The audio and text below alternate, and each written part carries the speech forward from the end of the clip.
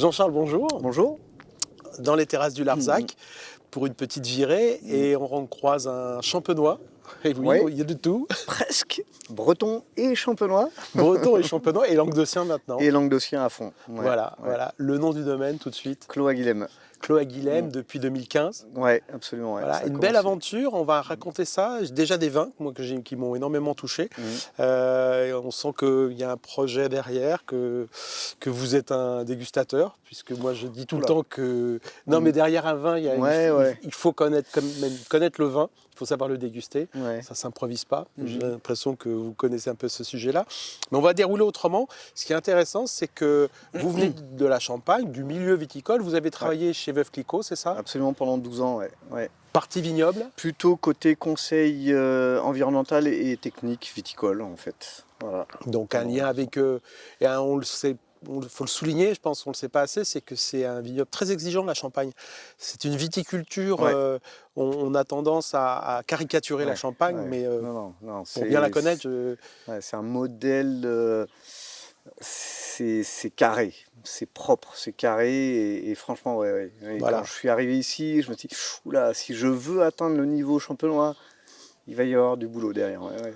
Alors, autre particularité, c'est que vous ne partez pas tout seul dans l'aventure, Ouais. vous n'en avez pas les moyens. Non, absolument. J'ai des amis, quand je parle du projet, des amis qui me disent, bah, écoute, si tu te lances, nous on te suit, ça a été famille, des amis, des anciens collègues de Veuve Clicquot.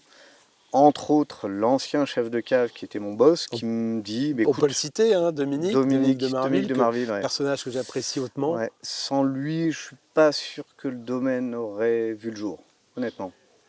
Comme quoi, les liens quand même humains sont quand même essentiels dans l'aventure viticole. Ouais. Donc vous réussissez à les convaincre. Et alors l'idée que vous aviez des terrasses de Larzac, comment l'approche s'est faite? En fait, elle s'est faite sur des dégustations. À l'époque, j'étais à Besançon. Je suis allé chez un caviste qui m'a conseillé une cuvée du côté des terrasses d'Alain Chabanon. Et j'étais assez bluffé. Donc je suis retourné le voir. Je dis ok, qu'est-ce que vous avez d'autre chez ce vigneron? Il me propose son blanc, le Trélan. Gros coup de cœur. Très original comme cuvée. Et derrière, écoutez, je veux faire une dégustation de ce terroir-là. Montrez-moi tout ce que vous avez sur ce terroir-là. Et je suis allé chez différents cavistes à chercher tous les vignerons qui pouvaient être autour de Besançon présents des terrasses du Larzac, ou en tout cas du secteur des terrasses. Et à chaque fois, c'était coup de cœur. Il y avait quelque chose, il se passait quelque chose. Ouais. En fait, ce qui se passait, c'est que quand je dégustais le vin, je me disais, ok, je vais reprendre un verre derrière. Il y avait une buvabilité, un côté assez aérien, assez frais, que je ne retrouvais pas forcément dans d'autres vins. Il y a une richesse, il y a du fruit. En fait, il y a un peu tout dans ces vins. Il y a la matière et il y a la buvabilité, la fraîcheur qui fait qu'on a envie d'y retourner. En fait. Donc voilà, je suis devenu un peu obsessionnel de ce terroir-là. Et du jour où il y a eu l'option de monter le domaine, de le créer, c'était clair, quoi. C'était Terrasse du Larzac et nulle part ailleurs. J'ai voulu tester quand même. Donc j'ai testé différents terroirs en me disant, ok, il n'y a rien de certain, mets-toi dans le doute, redéguste différents terroirs, du Languedoc quand même. Et au final, non.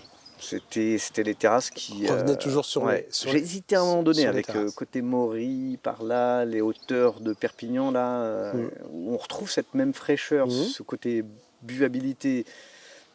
Un petit peu hésité, mais non, c'était terrasse. Parce que aussi, je suis amoureux de l'arrière-pays montpelliérain, que je trouve très beau. Qui est très beau, beau, c'est attachant.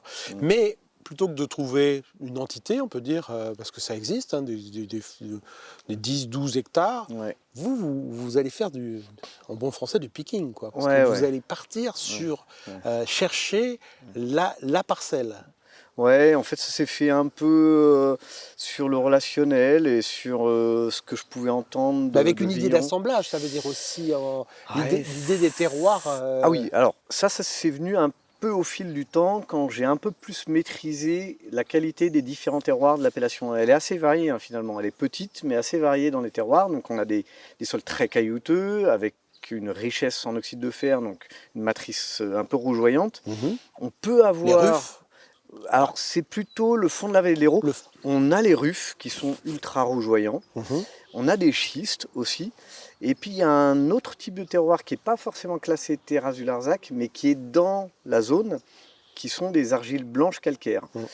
Donc j'ai commencé avec les argiles blanches calcaires et les sols typiques de fond de la vallée de l'Hérault. Et au fil du temps, je me dis ce serait quand même bien d'avoir un peu de ruf et un peu de schiste. Donc l'objectif c'était d'avoir un peu tous les terroirs pour avoir toutes les expressions des sols et des différents cépages.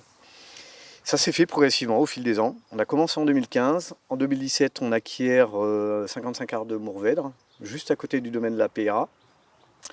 Donc toujours fond de vallée de l'Hérault. Et puis on s'étend avec 2 hectares en 2018 de vieux grenache vieille syrah.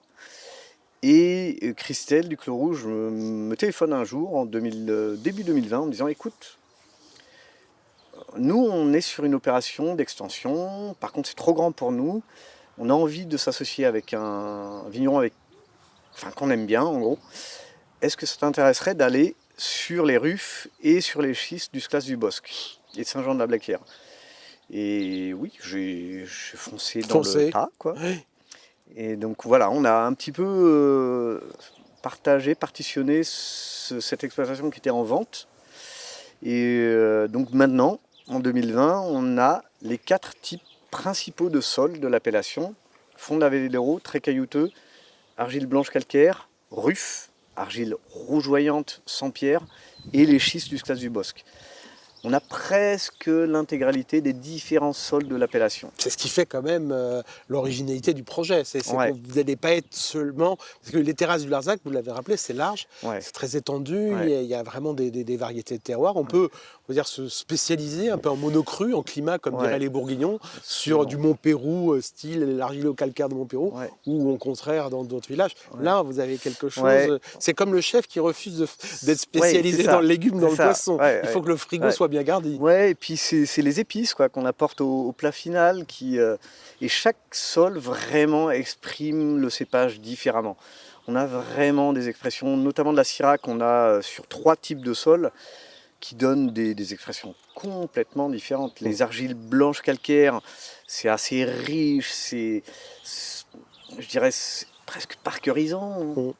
Oui, ça l'est. Les sols du fond de la vallée de l'Hérault, c'est un peu plus élégant, un peu plus sur le fruité, mais toujours garrigue. Et les syrahs de schiste, là, c'est sur le fruit à fond. Et des tanins d'une extrême finesse. Donc c'est... Et le cépage sur lequel, globalement, les cuvées, on a goûté 2 cuvées. Oui, les Chiara, Chiara et Maïva. Maïve. Quel est le cépage qui, pour vous, est un peu la base de l'assemblage? Difficile à dire. Difficile. Ouais. Moi, j'ai vraiment un amour pour le Carignan parce qu'il amène une tension dans le vin que la syrah et le grenache n'apportent pas. Après, ce qui est intéressant avec la syrah, c'est qu'en fonction des sols, elle varie énormément dans son expression. J'adore les syrahs de schiste. Les syrahs du fond de la vallée sont un peu plus compliqués, un peu plus riches.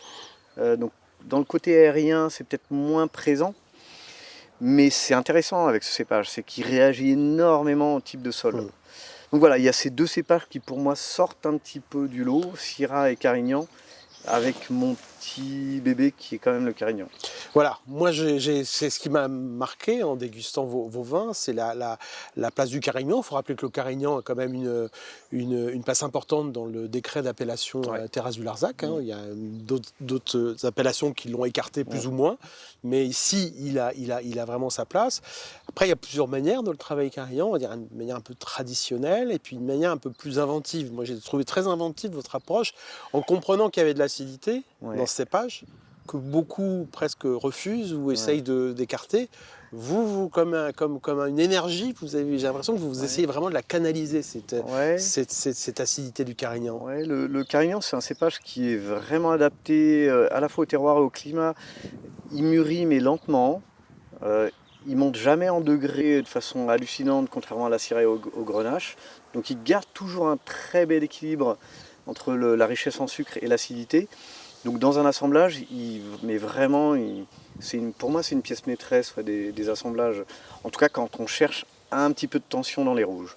Voilà, ça dépend des goûts. C'est important, la tension, la digestibilité dans ces rouges du Languedoc, qui en manquent un petit peu des fois. Ils peuvent être démonstratifs, généreux, mais c'est vrai que c'est bien de terminer un verre et terminer la bouteille. Ouais, et d'avoir envie d'y retourner. Ouais.